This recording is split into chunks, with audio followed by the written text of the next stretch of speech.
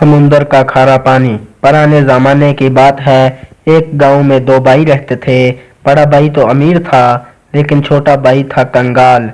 एक दफा नए साल के दिन, जबकि सारा शहर जश्न की तैयारी कर रहा था, इस छोटे भाई के घर खाने को चावल न थे। वो अपने बड़े भाई से एक सेर चावल उधार मांगने के लिए गया, लेकिन इसने टका सा जवाब दे दिया। जब वो नाउम्मीद होकर वापस आ रहा था, तो इसे रास्ते में लकड़ी का भारी गट्ठा उठाए हुए एक बूढ़ा मिला। बूढ़े ने इससे पूछा, तुम कहाँ जा रहे हो? मालूम होता है तुम किसी मुसीबत में पड़े हुए हो। छोटे भाई ने इसे अपनी मुसीबत की सारी कहानी सुना दी। बूढ़े ने इसे हौसला दिलाते हुए कहा, अगर तुम लकड़ी के इस गट्ठे को मेरे घर तक पहुंचा दो, तो मैं तुम्हें एक ऐसी चीज दूंगा जिसकी मदद से तुम मालो माल हो जाओगे। छोटा भाई बहुत रहमदिल था। इसने लकड़ी का गट्ठा सर पर रख लिया और बूढ़े के पीछे पीछे चल दिया।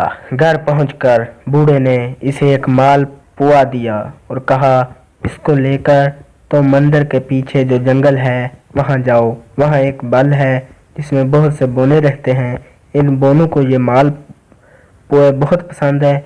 वो किसी भी कीमत पर इसे हासिल करना चाहेंगे।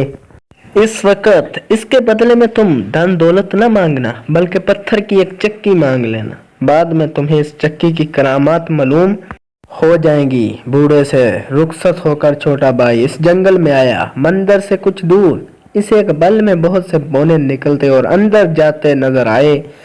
वो एक दरख्त को खींचकर अपने फल तक ले जाने की कोशिश कर रहे थे, जिनके लिए बहुत मुश्किल काम था। छोटे भाई ने कहा, अच्छा मैं तुम्हारे लिए ये दरख्त बल तक ले चलता हूँ।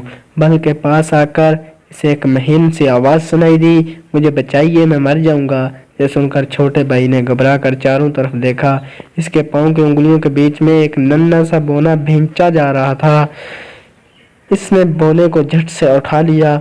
असल में ये बोनू का राजकुमार था। बोनू के राजकुमार की नज़र जब मालपुए पर गई तो वो बोला, मेहरबानी करके ये मालपुआ मुझे दे दीजिए, इसके बदले मैं आपको बहुत से जौहरात दूंगा।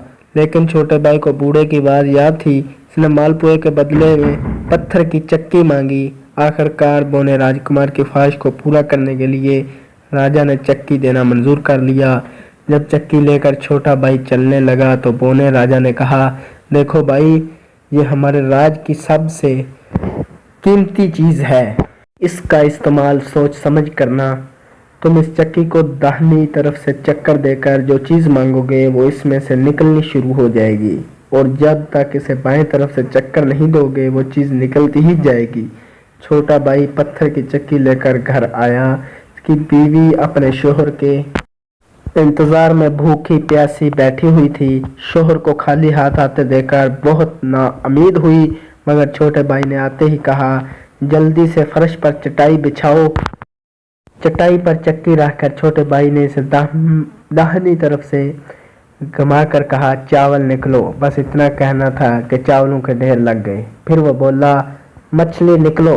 अब मछली निकलना शुरू होगी। इस तरह इसको जिन जिन चीज़ों की ज़रूरत थी वो सब इसकी चक्की से हासिल कर ली। फिर इससे ख्याल आया कि अब तो मैं अमीर आदमी हूँ, मुझे तो आलीशान मकान में रहना चाहिए। इसलिए इसने चक्की को घुमाकर नया मकान, इस्तबल, गोदाम, गर्ज ये कि शान और शौकत की सब चीज़ें मांग ली। फिर इसने अपने अड़ोस पड़ोस के सब लोगों को दावत दी। इस तरह इसने नए साल का जश्न खूब धूमधाम से मनाया।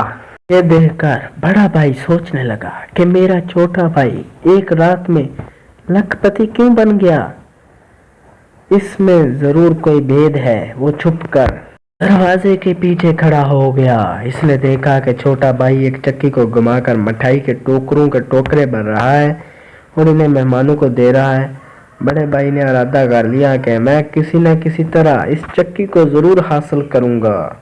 रात को जब सब सो रहे थे, वो अपने भाई के घर पिछवाड़े से घुसा और चक्की उठा लाया। चक्की को लेकर वो एक कश्ती में सवार हो गया और इरादा किया कि किसी अलग जजीरे में इससे ले जाऊं और लखपति हो जाऊं।